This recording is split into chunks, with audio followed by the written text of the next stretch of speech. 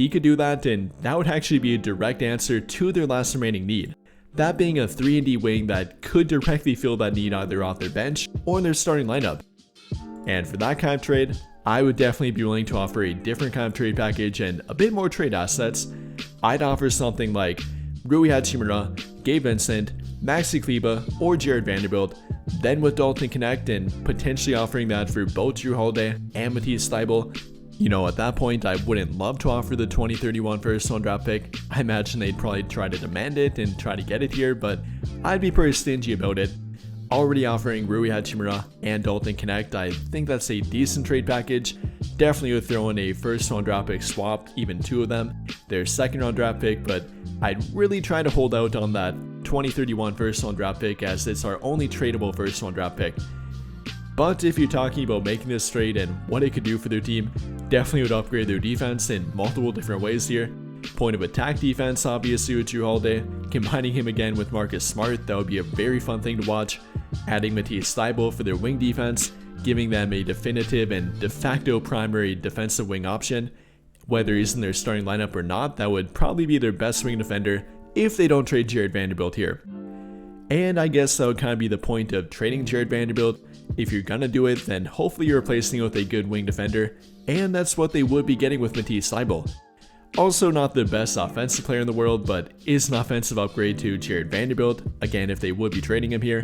Matisse Thybulle, shooting roughly 35% from 3 in the past few years now, is a decent 3-point shooting option that is showing improvement, especially from the corner. Combining that with the defense, being able to defend 1 through 3 and even 1 through 4 in some matchups, the defensive playmaking ability, averaging roughly 3 steals per 36 minutes, the deflections that come with him, the actually really disciplined defense even with the defensive playmaking. That would be a very interesting trade package that I personally would be a lot more interested in than simply Jrue Holiday.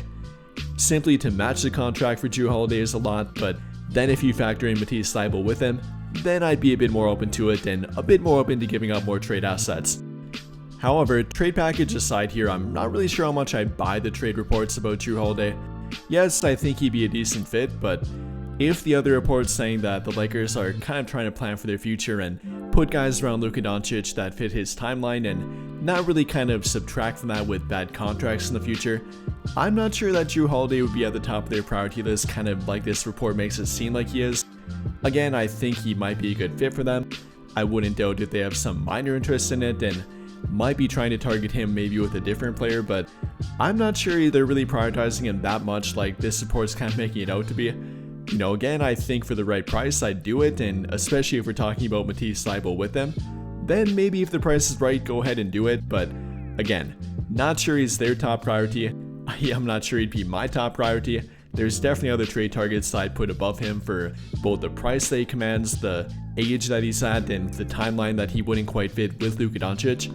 I'm not sure I'd put him at the top of my list, and I don't think the Lakers are either. But I think that'll pretty much do it for this one.